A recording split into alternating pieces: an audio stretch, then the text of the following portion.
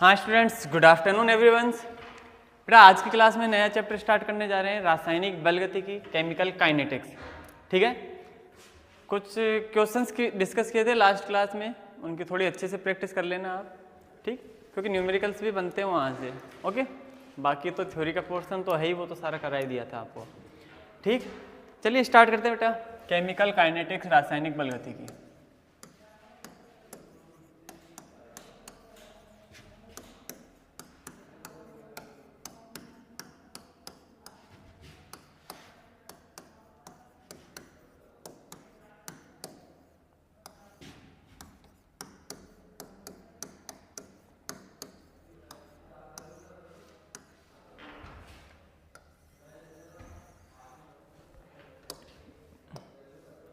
हाँ देखो बेटा, रासायनिक बलगतिकी ये है चैप्टर नंबर 3। ठीक है, चैप्टर 3 स्टार्ट कर रहे हैं, रासायनिक बलगतिकी। पहले थोड़ा सा समझ लेते हैं इस वर्ड्स का मीन क्या है, क्या क्या इसमें पढ़ेंगे, है ना। ठीक है बेटा, केमिस्ट्री की वो ब्रांच है, ये रसायन विज्ञान की वह शाखा है जिसमें कोई भी रासायनिक अभिक्रिया होती है ना, उस रासायनिक अभिक्रिया के वेग का मतलब क्या होगा, कैसे होगा, वो सारी चीजें डिस्कस करेंगे। नॉर्मली आप समझ लो कितनी स्पीड से हो रहा है, कोई अभिक्रिया कितनी स्पीड से हो रही है ना, स्लो या फास्ट जो भी है, वो उसी चीज को एक्सप्लेन कर रहा है ना। बाकी डिटेल से भी पढ़ेंगे इसमें। तो किसी भी रासायनिक अभिक्रिया के वेग और उस वेग को प्रभावित करने वाले कारक, किन किन चीजों की वजह से वो वेग है जो प्रभावित होगा, मतलब उसमें कम होगा कि ज्यादा होगा, कैसे कम कर सकते हैं, कैसे बढ़ा सकते हैं, वो सारी चीजें, वो जिस ब्रांच में हम उसको स्टडी करेंगे ना, वो ब्रांच ही केमिकल काइनेटिक्स होती है ना। रसायन विज्ञान की वह शाखा जिसके अंतर्गत किसी भी रासायनिक अभिक्रिया के वेग और उसमें होने वाले परिवर्तनों का अध्ययन किया जाता है, उसे हम रासायनिक बलगतिकी कहते हैं। बात समझ में आ गई। अच्छा, 11th क्लास में एक आपने बेटा ऊष्मागतिकी का ये चैप्टर भी पढ़ा होगा, ऊष्मागतिकी, है ना, थर्मोडायनेमिक्स। देखो थर्मोडायनेमिक्स में क्या होता था ना, ये जो चीज है ना बेटा, ये बताती है कि किसी भी रासायनिक अभिक्रिया के जो केमिकल रिएक्शन है उसके होने की प्रोबेबिलिटी कितनी है, प्रायिकता कितनी है, चांसेज कितने उसके, मतलब हो सकती है, नहीं हो सकती है तो कितने % चांस है उसके होने के ना, इस चीज को दर्शाती है ऊष्मागतिकी। अगर हम डायरेक्टली बोले तो ऐसा बताती है कि अभिक्रिया हो सकती है या नहीं हो सकती। ठीक है, ये ऊष्मागतिकी से पता चलता है। इसमें जो भी पैटर्न्स, जो भी चीजें हम पढ़ते हैं ना, सारी चीजें डिस्कस करते हैं, वो इसी चीज को एक्सप्लेन करती है कि कोई अभिक्रिया हो सकती है या नहीं हो सकती। होगी तो कौन कौन सी कंडीशन उसके फेवर में है, भाई कौन कौन सी कंडीशन है जो उसको होने देगी, कौन सी कंडीशन है जो उसको नहीं होने देगी, ये ऊष्मागतिकी में पढ़ा था। ठीक है, अब जो रासायनिक बलगतिकी इसमें ये है कि अभिक्रिया तो होगी, तभी हम बात करेंगे इसकी। भाई इसमें दोनों केस बन सकते हैं, अभिक्रिया नहीं भी हो सकती और हो भी सकती है ना। तो उस रासायनिक बलगतिकी में जो अभिक्रियाएं होती है ना, उनका वेग है ना, वेग का मतलब किस स्पीड से होगी, वो डिस्कस करेंगे रासायनिक बलगतिकी में, है ना। उसके वेग बोल देते हैं, इसको कई बार दर बोल देते हैं हिंदी में, दर या वेग कैसे भी बोल सकते हैं। ठीक है, तो ये चीजें हम रासायनिक बलगतिकी के अंतर्गत डिस्कस करेंगे। इतनी बातें समझ में आई। ठीक है, नॉर्मली वेग के हिसाब से बात करें तो अभिक्रियाएं 3 प्रकार की होती है। एक अभिक्रिया होती है बेटा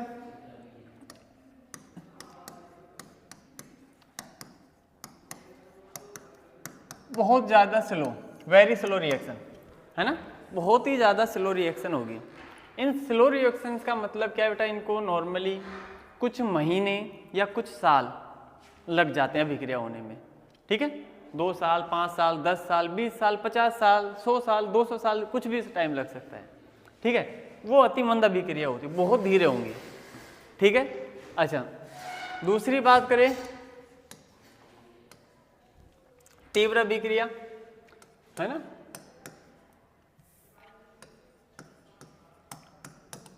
फास्ट रिएक्शन।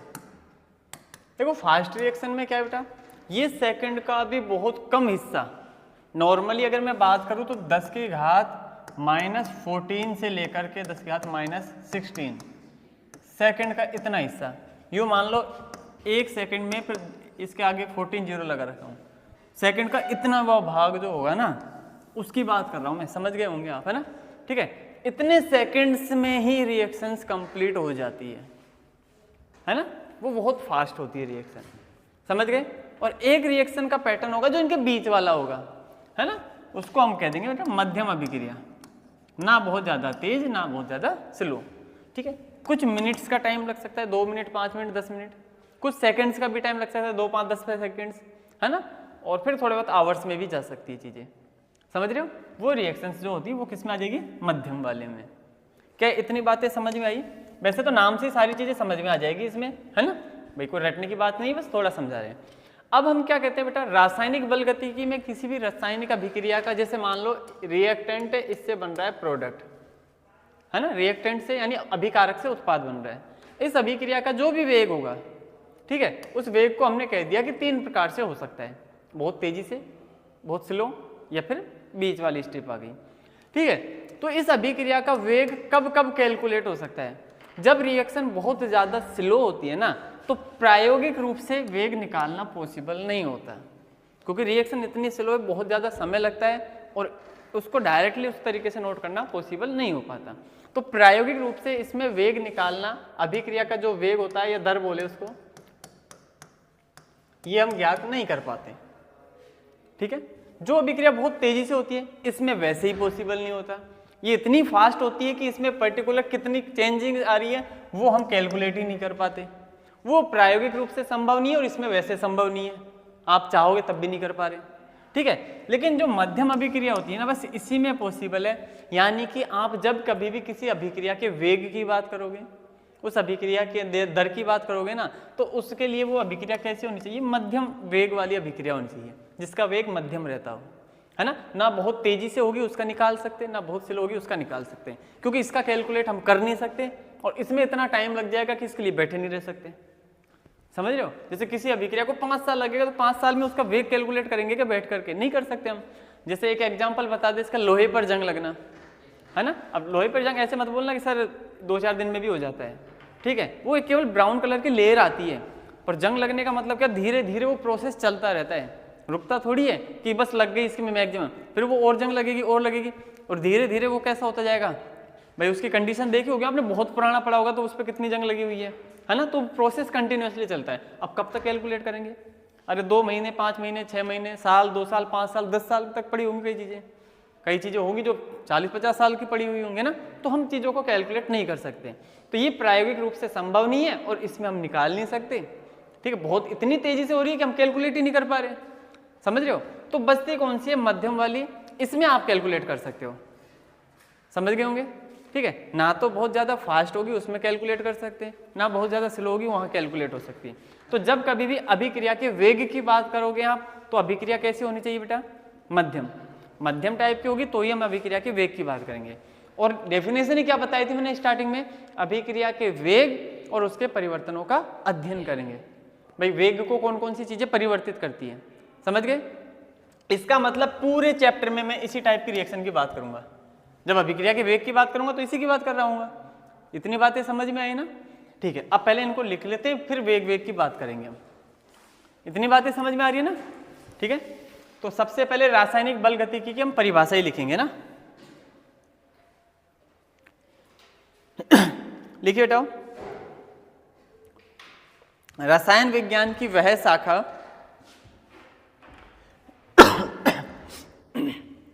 रसायन विज्ञान की वह शाखा जिसके अंतर्गत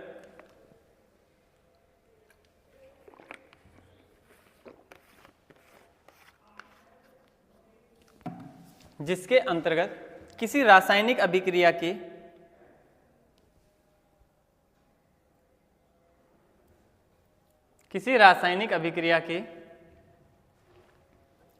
वेग, हाँ वेग है ना, किसी रासायनिक अभिक्रिया के वेग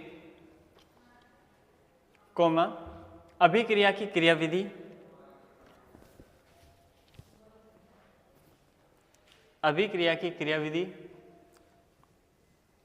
तथा ताप दाब व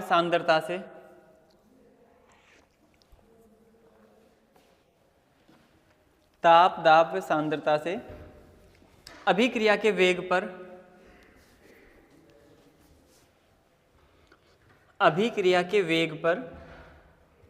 होने वाले प्रभावों का अध्ययन किया जाता है।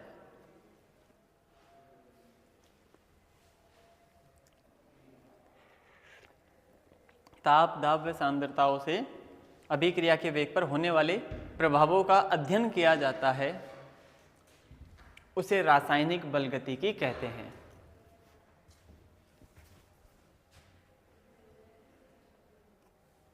उसे रासायनिक बलगतिकी कहते हैं।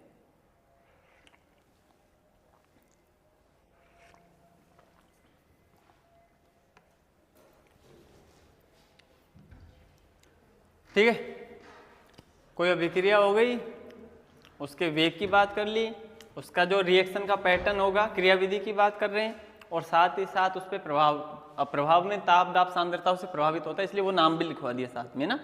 ठीक है, अब लिखते हैं अभिक्रियाओं के प्रकार। लाइन चेंज करके लिखना। अभिक्रिया के वेग के आधार पर, अभिक्रिया के वेग के आधार पर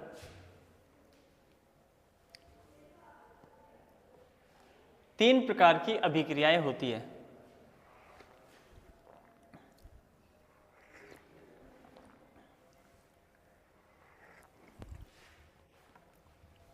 तीन प्रकार की अभिक्रिया होती है।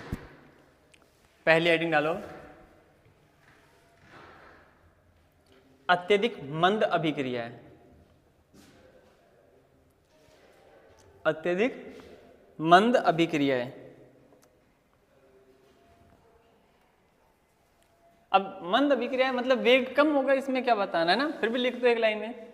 इन अभिक्रियाओं का वेग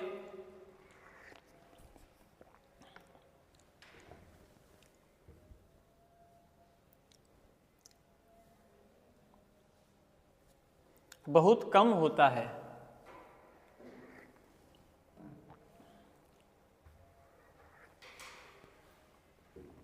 सामान्यतः इन्हें पूर्ण होने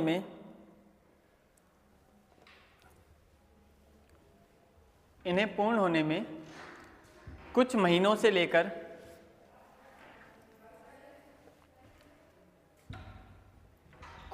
से लेकर कई वर्षों तक का समय लग सकता है।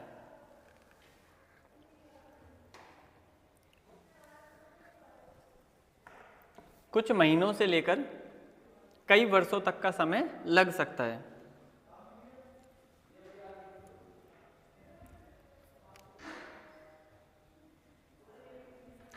उदाहरण लिखो, लोहे पर जंग लगना।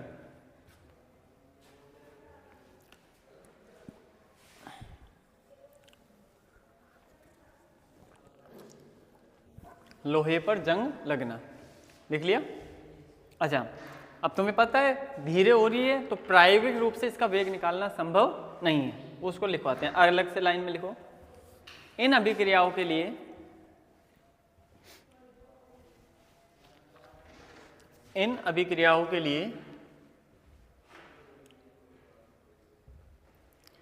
अभिक्रिया का वेग ज्ञात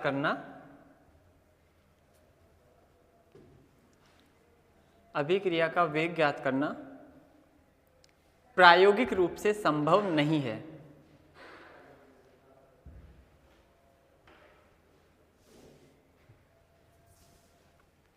प्रायोगिक रूप से संभव नहीं है।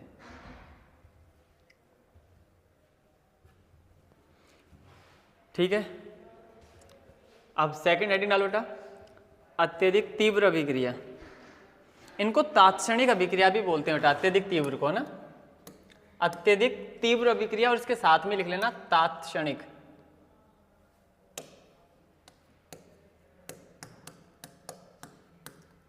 देख लेना बेटा, शायद ऐसे ही लिखते होंगे ना, इंस्टेंट।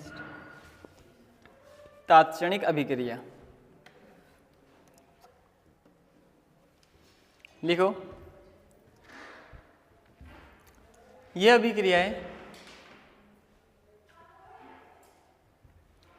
अभिक्रियाएं अत्यधिक तीव्र वेग से संपन्न होती है।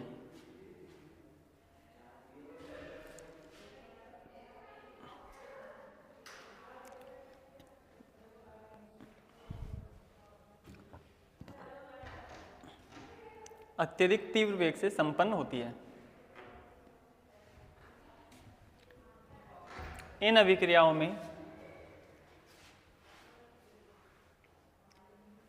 इन अभिक्रियाओं को कर लेना ना, इन अभिक्रियाओं को पूर्ण होने में सामान्यतः 10 की घात -14 से 10 की घात -16 सेकेंड्स का समय लगता है। लिख रखा है ना, सेकेंड्स का समय लगता है।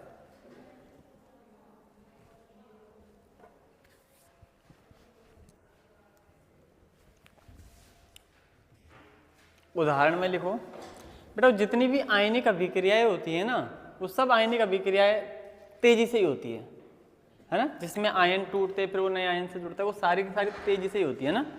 ठीक है, तो उदाहरण में लिख दो आयनिक अभिक्रियाएं। आयनिक अभिक्रियाएं, जैसे कोई एक एग्जाम्पल भी लिख देते हैं इसमें साथ में, जैसे HCl और NaOH। जानते हो आप, रिएक्शन बहुत अच्छे से पढ़ रखी है आपने।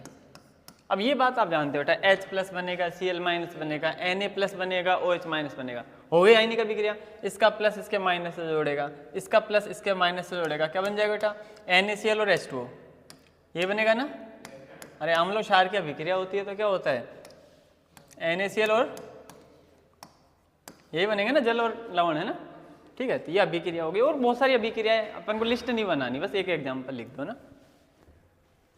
आयनिक अभिक्रिया और आयनिक अभिक्रिया में ये अभिक्रिया लिख दो ना।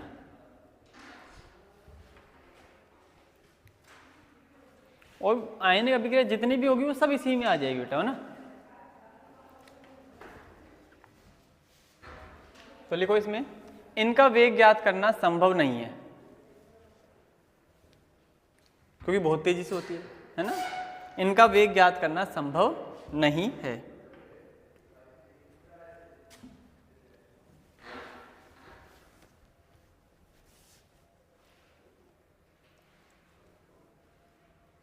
अब थर्ड नंबर की रिएक्शन की हेडिंग डालो, मध्यम अभिक्रिया है। मध्यम अभिक्रिया,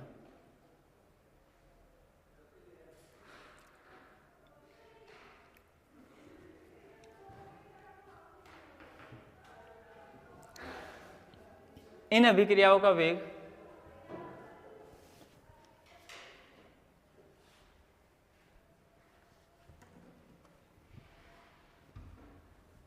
सामान्य ताप पर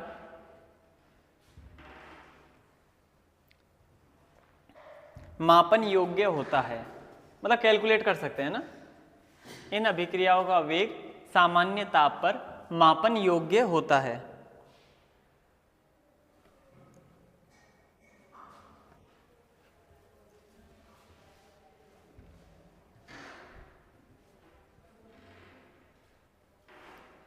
ठीक है भाई। अच्छा, इसलिए जो भी वेग की बात करेंगे वो इन्हीं अभिक्रियाओं में करेंगे। और मैं इसके एग्जाम्पल भी नहीं लिखवा रहा आपको, रीजन इस चैप्टर में जो भी पढ़ेंगे सब इसी के एग्जाम्पल है। समझ गए ना। पूरे चैप्टर में जितने भी एग्जाम्पल आएंगे सारे एग्जाम्पल आएंगे, सब पढ़ेंगे। तो अब उनको या तो यहाँ एक एक लिखवा देता अलग से, फिर वो तब डिटेल से पढ़ेंगे, इसलिए यहाँ लिखे ना। तो बस एक लाइन चेंज करके लिख दो इसमें, अतः केवल इन्हीं अभिक्रियाओं का वेग ज्ञात किया जा सकता है। इन्हीं अभिक्रियाओं का वेग ज्ञात किया जा सकता है।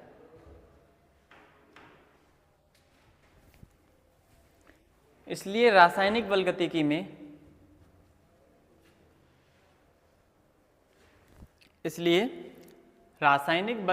में मध्यम अभिक्रियाओं का अध्ययन किया जाता है।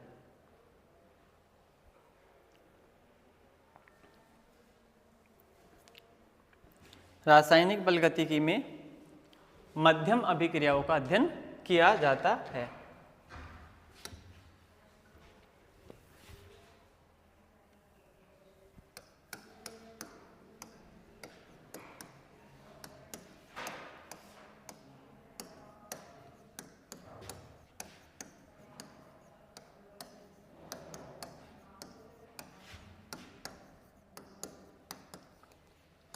देखो बेटा, हम पकड़ रहे हैं एक तो सांद्रता को और एक समय को ना। थोड़े से इसमें ग्राफ भी कुछ आएंगे तो थोड़ा ध्यान रखना इन चीज़ों का, है ना। अब समझना इस चीज़ को थोड़ी देर।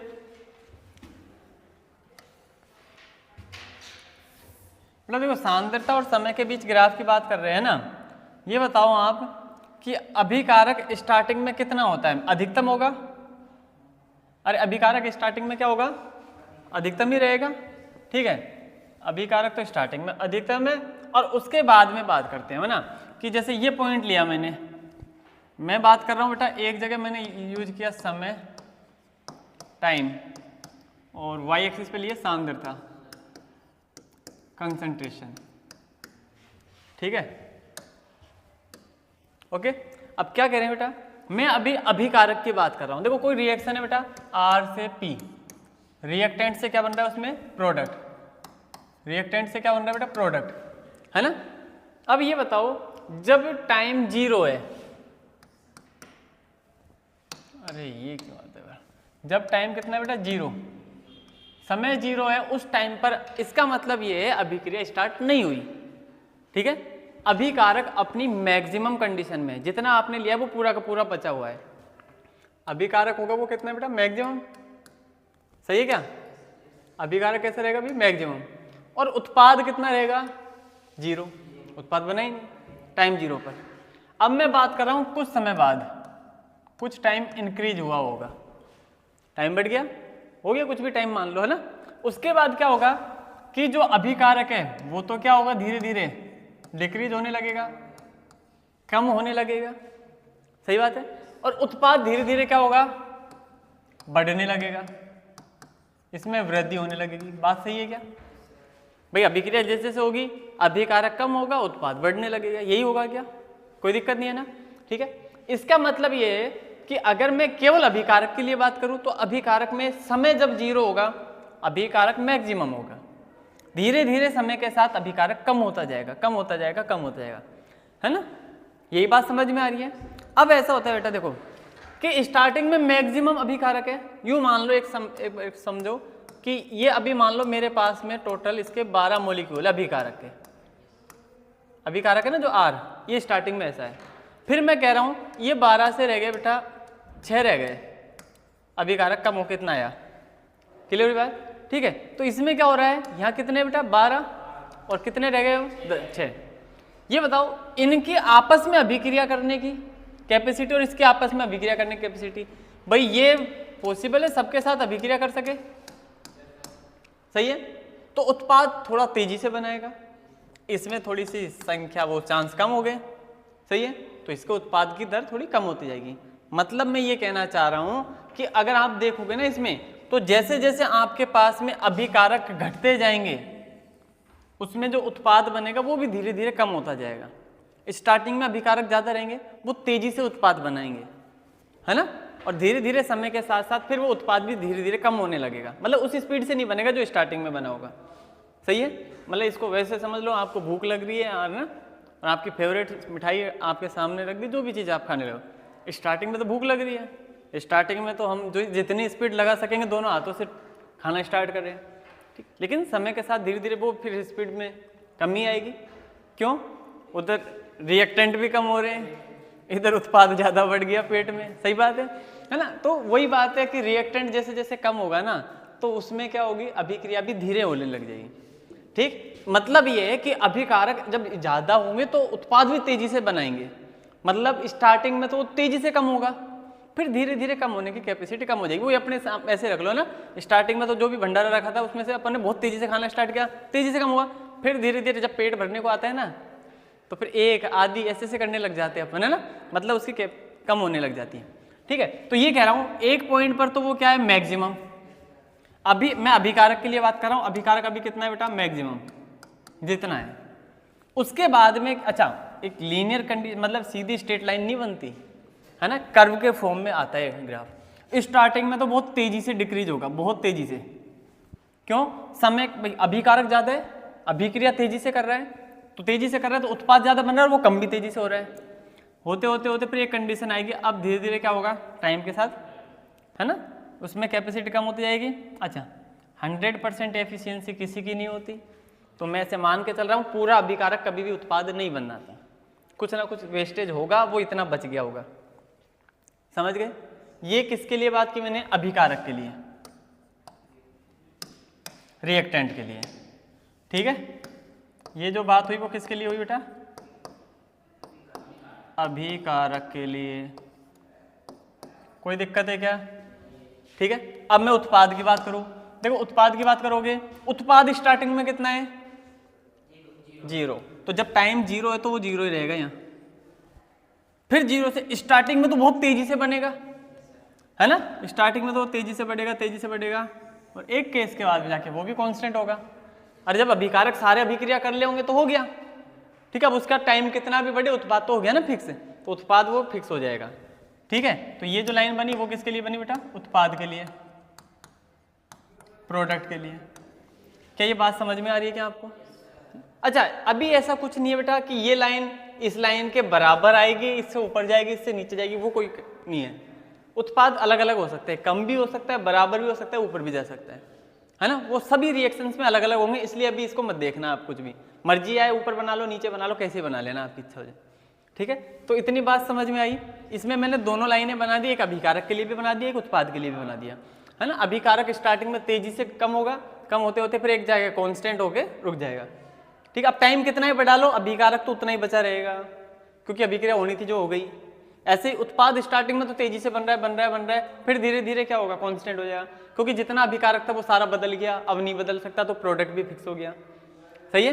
ठीक है, तो ये सांद्रता और समय के बीच का आरेख है। उम्मीद है बात समझ में आई होगी, है ना? हेडिंग डाल लियो, इसको आप अपने इंट के लिए लिख लो। थोड़ा सा समझ में आ रहा है ना इससे वो चीजें जो मैंने बताई है?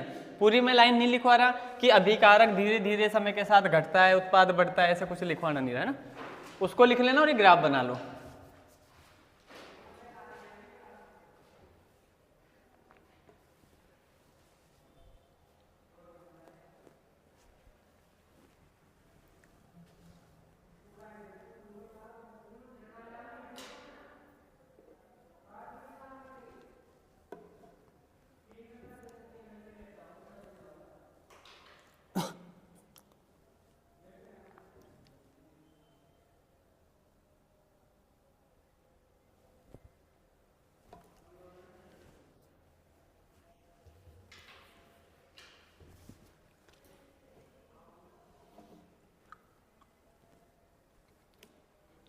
अब हो सकता है आपसे दोनों ना पूछे, कुछ नहीं बोले तो अभिकारक और उत्पाद दोनों के लिए बना दो, पर क्वेश्चन में केवल ऐसे कह दिया केवल अभिकारक के लिए बनाओ।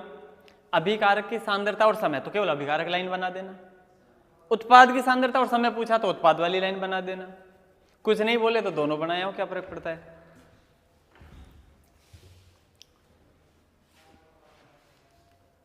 फर्क जब पड़ेगा अभिकारक के पूछ रहा और आप उत्पाद के बना के आ जाओगे, है ना? उस चीज का ध्यान रखना।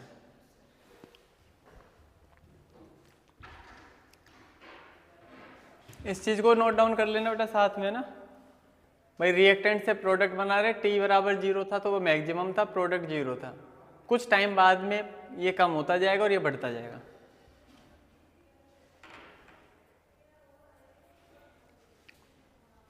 बन गया?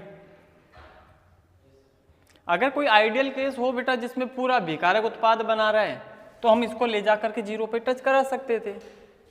मान लो ऐसे मान लिया हमने, कोई ऐसे केस बन रहा है पूरा पूरा अभिकारक ही बन जाए, हो गया खत्म।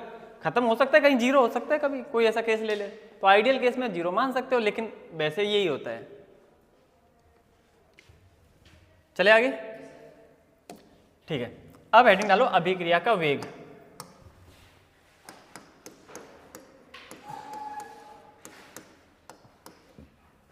अभिक्रिया का वेग,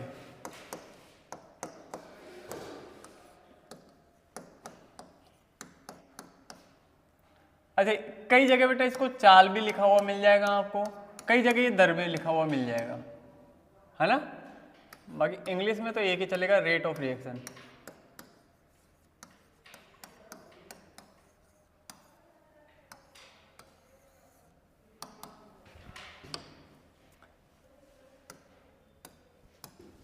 अभिक्रिया का वेग या चाल या दर, ठीक है, कुछ भी बोल दे एक ही बात है ना, बाकी रेट ऑफ रिएक्शन इंग्लिश में रेट ही चलेगा, है ना। अब देखो किसी भी रिएक्शन के रेट की बात करें ना, वेग की दर की चाल की बात करें, तो वो क्या चीज़ होती है, हमने देखा किसी भी रिएक्शन को दर्शाने के दोनों तरीके हो सकते हैं, अभिकारक के हिसाब से भी और उत्पाद के हिसाब से भी, दोनों के अकॉर्डिंग समझ में आ जाता है थोड़ा थोड़ा ना। इसका मतलब हम अभिक्रिया के वेग को भी दोनों के हिसाब से दर्शा सकते हैं, किसी अभिक्रिया के वेग के हिसाब से दर्शाने के लिए उसका अभिकारक भी यूज कर सकते हो, उसका उत्पाद भी यूज कर सकते हो। अब कैसे कैसे लिखे जाएंगे उस चीज़ को समझने की कोशिश करना। देखो बेटा, मान लेता हूँ ये कोई रिएक्टेंट है, इससे बन रहा है प्रोडक्ट, ठीक है। अब ऐसा मानते हैं किसी टाइम पर, जब t1 टाइम है ना, कोई टाइम मान लिया मैंने, उसमें रिएक्टेंट होगा R1, प्रोडक्ट होगा P1। टाइम जब t2 हो गया, रिएक्टेंट हो गया R2, प्रोडक्ट हो गया P2। कोई दिक्कत नहीं है ना इसमें, रिएक्टेंट और प्रोडक्ट कुछ ऐसे हो रहे होंगे ना, अलग अलग टाइम पर कुछ भी होंगे। इतना हमें समझ में आ रहा है, इसमें R1 और R2 में से कौन सी वैल्यू बड़ी होगी बताओ। R1 और R2 में से मैं पूछूं कौन सा मान बड़ा होगा, R1 ही बड़ा होगा क्योंकि ये डिक्रीज हो रहा है।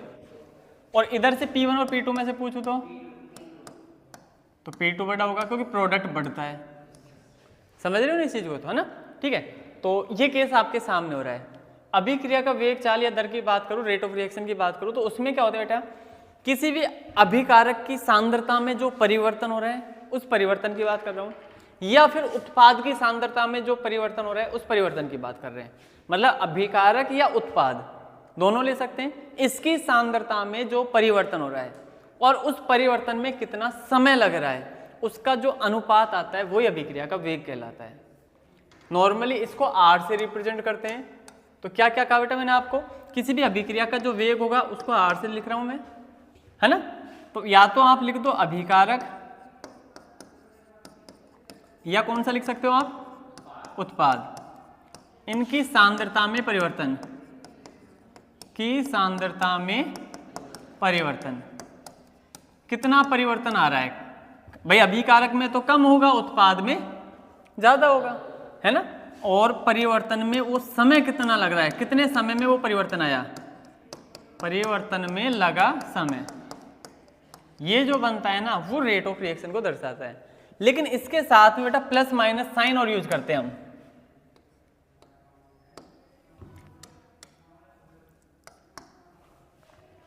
मतलब इसमें माइनस चिन्ह भी आएगा और प्लस भी आएगा, वो अभी अलग अलग लिखेंगे जब ज्यादा अच्छे से समझ में आएगा क्यों लिखा है हमने। देखो ये माइनस साइन यूज होता है अभिकारक के लिए और ये प्लस साइन यूज होता है उत्पाद के लिए। क्यों? क्योंकि अभिकारक की सांद्रता धीरे धीरे समय के साथ घटती है, तो माइनस चिन्ह ये दर्शा रहा है कि अभिकारक की सांद्रता में कमी होती है। प्लस साइन क्या दर्शाता है, उत्पाद के लिए आता है, और उत्पाद की सांद्रता समय के साथ बढ़ती है, वो प्लस साइन इसी चीज को दर्शा रहा है। माइनस कमी को दिखा रहा है, प्लस वृद्धि को दिखा रहा है। कभी भी आर का मान माइनस नहीं आता है, सुनना ध्यान से, प्लस माइनस सिर्फ इस चीज को दिखा रहे हैं कि सांद्रता कम हो रही है या बढ़ रही है। आर का मान तो हमेशा प्लस ही आएगा, है ना। दर भाई दर कभी नेगेटिव हो ही नहीं सकती, दर नेगेटिव हो ही नहीं सकती, पॉसिबल ही नहीं है। दर तो कुछ भी निकले पॉजिटिव ही आएगी, लेकिन प्लस माइनस साइन यूज कर रहे हैं ना, इसका मतलब क्या है, ये केवल इतना बताएगा कि जो सांद्रता में परिवर्तन हो रहा है ना वो कम हो रहा है या बढ़ रहा है। भाई परिवर्तन का मतलब तो घट भी सकता है बढ़ भी सकता है, अगर घट रहा है तो माइनस, बढ़ रहा है तो प्लस। तो घटता किस में, अभिकारक में, इसलिए उसके साथ माइनस, बढ़ता किस में, उत्पाद में, इसलिए उसके साथ प्लस, है ना। ठीक है, तो इसको कुछ ऐसा लिख सकते हैं बेटा, आर इक्वल टू, अगर मैं केवल अभिकारक के लिए अलग से लिखूं तो अभिकारक की सांद्रता में कितना परिवर्तन आ रहा है। पहले देखो अंतर जब भी निकालते हैं तो लास्ट में से स्टार्टिंग का घटाते हैं, सही है ना। ठीक है, फाइनल माइनस इनिशियल, तो फाइनल कितना था रिएक्टेंट R2, इसमें से कितना घटाऊंगा R1, ऐसे लिखूंगा ना, R2 माइनस R1। ये हुआ अभिकारक की सांद्रता में परिवर्तन।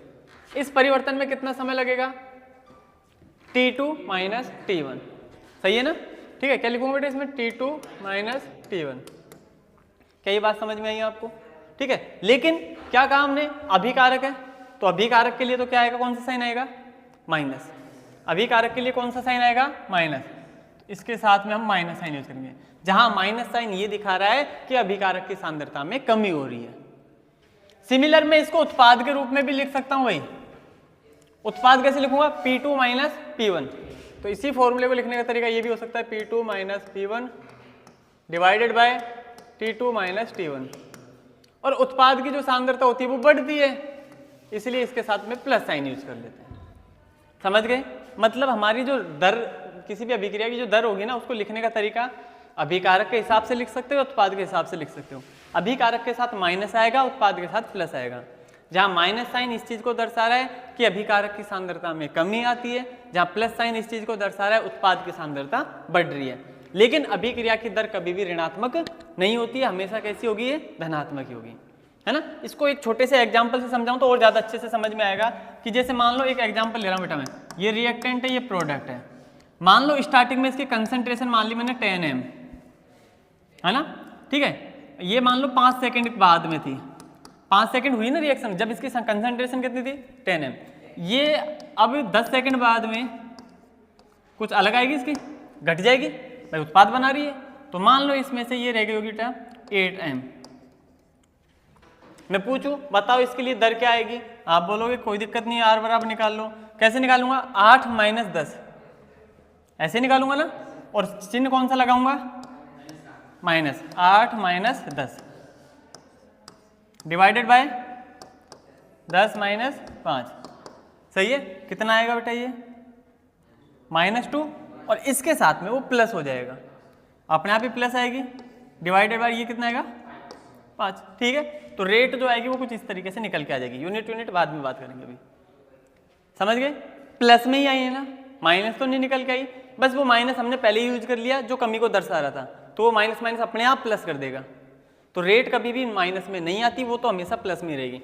इधर से देखता, मान लो इसमें कुछ भी था बेटा, 3 m था मान लो, इस प्रोडक्ट की कंसंट्रेशन बढ़ेगी तो सही, यहाँ बढ़ के मान लो ये 5 m हुआ होगा, सही है। तो मैं इसके हिसाब से भी निकाल सकता था। कैसे निकालता? R equal to final minus initial, 5 minus 3 divided by 10 minus 5, और इसमें तो प्लस साइन आता है ना, इसमें तो प्लस साइन आता है क्योंकि उत्पाद की सांद्रता बढ़ती है। तो ये भी किस में रहेगी बेटा? प्लस में आएगी क्या? समझ गए क्या? वो भी प्लस में आएगी ना। अच्छा, जरूरी नहीं है सेम आए, कुछ भी हो सकती है, वो तो अब मैंने वैसे ही मान लिया ना, ठीक है। हालांकि वैल्यू तो कहीं से भी निकालो सेम ही आती है, तो वो संयोग बस बैठ भी गया, सही है ना, ठीक है। तो ये जो चीज समझाना चाह रहा था वो समझ में आ गई कि अभिक्रिया की दर कभी भी ऋणात्मक नहीं होती है। उसके साथ फॉर्मूले में माइनस प्लस साइन यूज कर रहे हैं, वो केवल इतना बता रहे हैं, माइनस मतलब अभिकारक की सांद्रता कम हो रही है, प्लस मतलब उत्पाद की सांद्रता बढ़ रही है, बाकी और कोई नहीं है उसका मतलब, ठीक। हाँ, अब इसको फॉर्मूले ये लिख दिया हमने, ऐसा समझ में आ गया।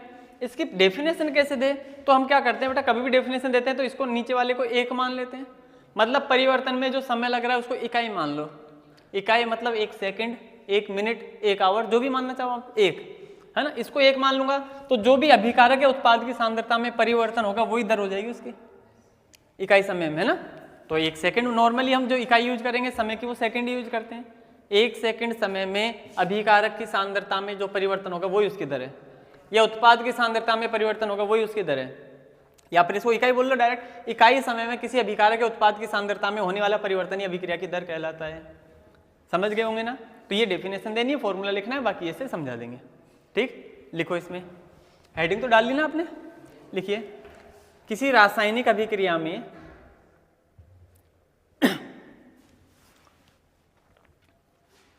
किसी रासायनिक अभिक्रिया में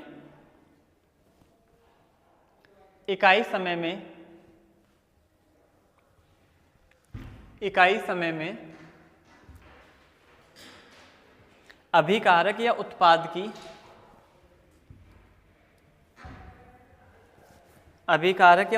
की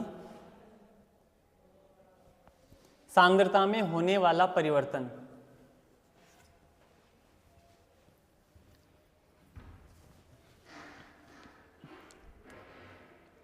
अभिकारक या उत्पाद की सांद्रता में होने वाला परिवर्तन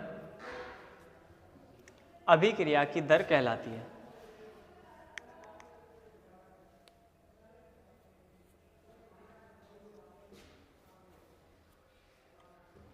अभिक्रिया की दर कहलाती है। किसी रासायनिक अभिक्रिया में इकाई समय में होने वाले अभिकार्य का उत्पाद की सांद्रता में जो परिवर्तन होगा उसी को क्या बोल देंगे हम, अभिक्रिया की दर, अभिक्रिया का वेग, अभिक्रिया की चाल। समझ गए ना, कोई दिक्कत नहीं है? ठीक है, पहले इस फॉर्मूले को लिखो, R = माइनस प्लस अभिकार्य के उत्पाद की सांद्रता में परिवर्तन बट्टा परिवर्तन में लगा समय। केवल फॉर्मूला लिखना ये वाला ना।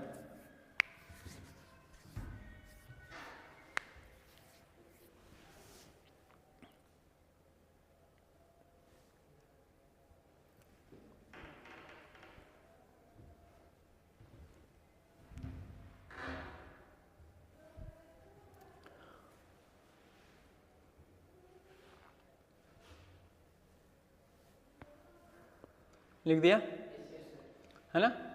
उसके बाद आप इस चीज़ को लिखो बेटाओ, है ना। ये कोई एग्जांपल मान रहे हैं जिसमें रिएक्शन से प्रोडक्ट, मतलब रिएक्टेंट से प्रोडक्ट बन रहा है। T1 टाइम है, उसमें रिएक्टेंट R1 है, प्रोडक्ट P1 है। समझ गए होंगे ना, इसका मतलब तो समझ में आ रहा है ना आपको। T1 टाइम पर ये कंडीशन है, T2 टाइम पर ये कंडीशन है। इसको लिखने के बाद आप इस फॉर्मूले को नोट डाउन कर लेना दोनों, है ना।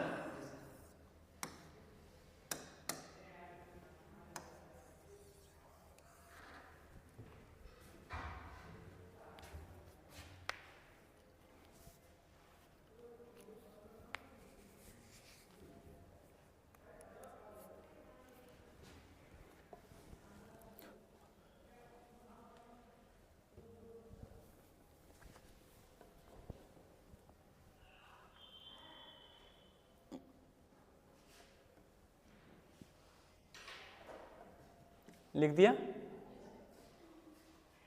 देखिए यहाँ, अच्छा लिखो, ये नीचे वाला मत लिखना बेटा ना, इस चीज़ को बस वो फॉर्मूला ही लिखना है।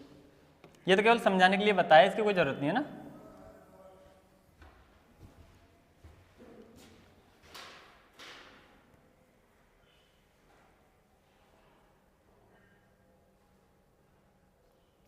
हो गया। देखो यहाँ माइनस चिन्ह, जो ऋणात्मक चिन्ह है ना, यहाँ ऋणात्मक चिन्ह अभिकारक की सांद्रता में, यहाँ ऋणात्मक चिन्ह अभिकारक की सांद्रता में कमी को दर्शाता है। अभिकारक की सांद्रता में कमी को दर्शाता है तथा धनात्मक चिन्ह उत्पाद की सांद्रता में वृद्धि को दर्शाता है।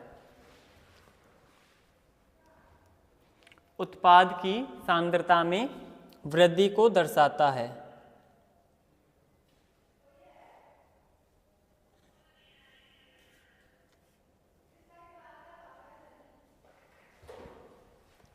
हो गया। हेडिंग डालो, अभिक्रिया के वेग के प्रकार। अभिक्रिया के वेग के प्रकार।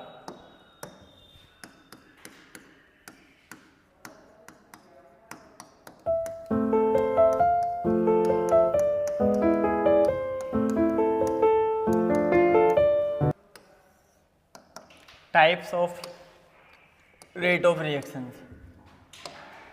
ठीक है, सुनिएगा बेटा। देखो नॉर्मली हम दो प्रकार के वेगों को डिस्कशन करेंगे यहाँ। एक होता है औसत वेग और दूसरा होता है तात्क्षणिक वेग, है ना, एवरेज और इंस्टेंटेनियस, है ना। ये दो टाइप्स के हम रेट की बात करेंगे। एक तो होगा औसत वेग, है ना, तो पहले हेडिंग डाल लेते हैं इसमें औसत वेग।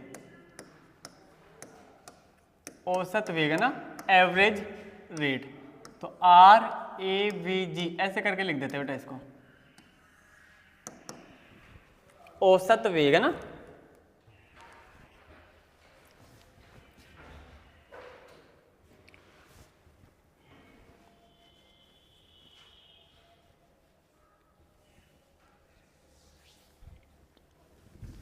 देखो औसत वेग कब निकालते हैं, जब उनके बीच का जो टाइम गैप है ना, आप जिसमें निकाल रहे हो, आप सांद्रता में जो परिवर्तन हो रहा है वो एक ऐसे समय में हो रहा है जो मापन योग्य है।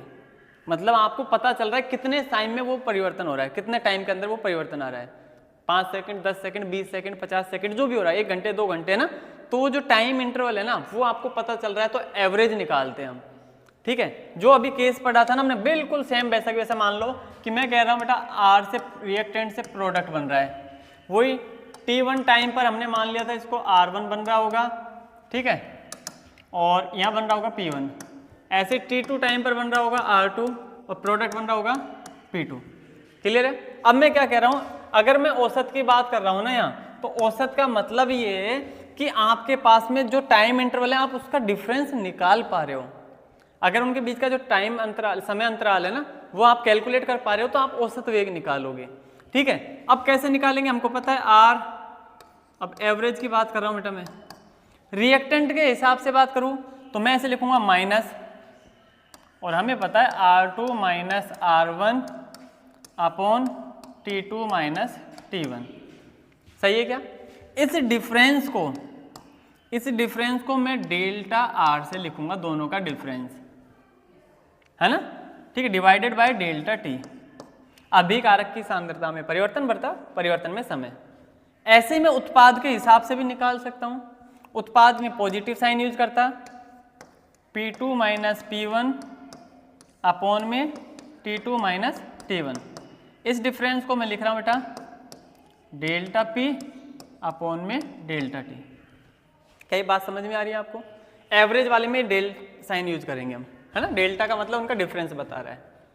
ठीक है, अच्छा अब इसमें क्या कर रहे हैं, देखो इसके लिए अगर आप एक कोई ग्राफ बनाते हैं इसके लिए ना, उससे समझना आप। जैसे अब मान लो एक अभिकारक है, उत्पाद जो मर्जी है आप उसका बना सकते हो ना। मान लेता हूं मैं अभिकारक के लिए बना लेता हूं। अभिकारक वाला क्या था बेटा, मैक्सिमम होगा और रेगुलर कम होगा, ऐसा ही होगा क्या? ठीक है, इस तरफ क्या था बेटा, यहाँ टाइम, समय, ऊपर क्या थी सांद्रता ना, कंसंट्रेशन। ठीक है, अब इसमें क्या कह रहे हैं, देखो इसको कैलकुलेट कर रहे हैं ना हम, तो ऐसा करते हैं, जो स्टार्टिंग में टाइम T1 है उसको मान लेता हूं मैं इस पॉइंट पे था, ये वो पॉइंट है जिसमें टाइम T1 है। यहाँ पर ये अभिकारक, भाई अभिकारक के लिए तो इस अभिकारक की सांद्रता ये रही होगी, सांद्रता इस वजह से मिलेगी, तो T1 टाइम पर R1 मिल रही है, टाइम को बढ़ाया मैंने, ये T2 टाइम आया, सही है, इस जगह कंसंट्रेशन ये निकल के आ रही होगी R2। क्लियर है? इन दोनों का डिफरेंस कितना बताया मैंने, डेल R। पर क्या है ना बेटा, R1 ज़्यादा बड़ी थी, R2 छोटी है, तो कम हो रही है, इसलिए कौन सा साइन लगाते हैं हम इसमें, माइनस। इधर क्या होता है डेल्टा T, इसमें तो माइनस माइनस आएगा नहीं, बड़ा ही होगा वो टाइम हमेशा। समझ में आ रही है ना बात? तो इसका जो स्लोप होता है ना, इस वर्ग जो भी हमने आरेख बनाया, स्लोप मतलब ढाल है ना, ठीक है, वैसे नॉर्मली ढाल जो होता है वो tan थीटा के इक्वल ही होता है। ठीक है, वो tan थीटा क्या होता है, y अपॉन एक्स के निकालते हैं, तो y एक्सिस पे तो क्या होगा minus delta R divided by delta T, ये निकल के आता है। मतलब ये बेटा, ये जो आरेख बनाया ना, इसका आप स्लोप निकालोगे, वो स्लोप ही किस चीज को दिखाएगा, अभिक्रिया के वेग को दिखाएगा। और ये जो वेग निकल के आ रहा है ना, दो अलग अलग टाइम इंटरवल पर, है ना, इनका एवरेज निकल रहा है, T1 से T2 के बीच का औसत कितना रहा है, किसी जगह ज्यादा किसी जगह कम है। T1 टाइम पर आपको पता है ना वेलोसिटी ज्यादा है इसकी, है ना, ठीक है, फिर धीरे धीरे कम हुआ, ये कम हुआ। इस टाइम के दौरान यहाँ से यहाँ तक का जो एवरेज निकल के आया वो कि इतना एवरेज रहा होगा। समझ में आया ना बात? T1 से T2 टाइम में कभी कम कभी ज्यादा ये रहा है ना, लेकिन उसका औसत कितना आया, वो औसत निकाला है हमने ये, तो उसको इस तरीके से निकालते हैं। समझ गए? ये मैंने अभिकारक के हिसाब से बनाया, वो उत्पाद के हिसाब से बना सकते थे, वहां del P upon del T आ जाता। सही है ना? अगर मैं उसका अगर बनाऊं इस तरीके से, देख लो आप भाई, ये कैसे बनता भाई, इसको क्या हो गया ना, इस तरीके से बनाता मैं, सही है। अब उसमें क्या होता है, एक टाइम में लेता यहाँ से, एक तो पॉइंट ये आता T1 टाइम, एक ये लेता T2 टाइम, इस जगह प्रोडक्ट कितना होता P1, इस जगह प्रोडक्ट कितना होता P2, ये तो प्लस में आएगा डेल्टा P, ये कितना होगा डेल्टा T, इसका जो स्लोप होगा मतलब ढाल होगा वो tan थीटा होगा, क्या होगा del P upon del T, और बढ़ रहा है इसलिए पॉजिटिव साइन लगाएंगे इसमें। सही है ना? इसका ढाल घट रहा था तो माइनस आ रहा है, इसका ढाल बढ़ रहा है तो प्लस आता है। समझ में आई ना बात? ठीक है, तो इसके लिए लिखवा देता हूँ बेटा इतना सा ना, और एडिंग तो डाल ही दिया आपने। लिखो, किसी रासायनिक अभिक्रिया में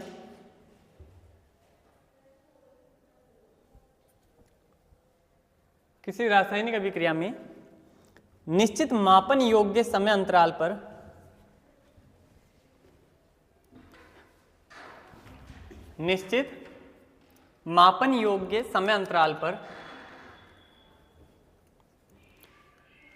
अभिक्रिया का वेग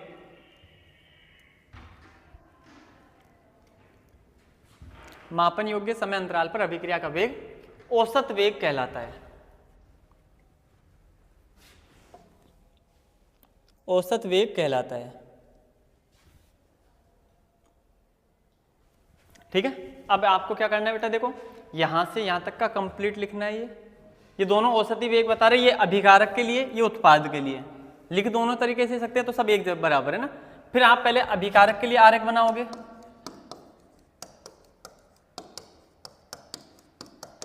औसत वेग, समझ गए। फिर ऐसे अलग से बनाओगे उत्पाद के लिए औसत वेग, वो आरेख अलग बनाओगे। ठीक है, ये कंप्लीट कर लो। ठीक है, आज की क्लास में इतना ही। नेक्स्ट क्लास में अगला दूसरा टाइप पढ़ेंगे इसका, ठीक है, तात्क्षणिक वाला। ठीक है, थैंक यू।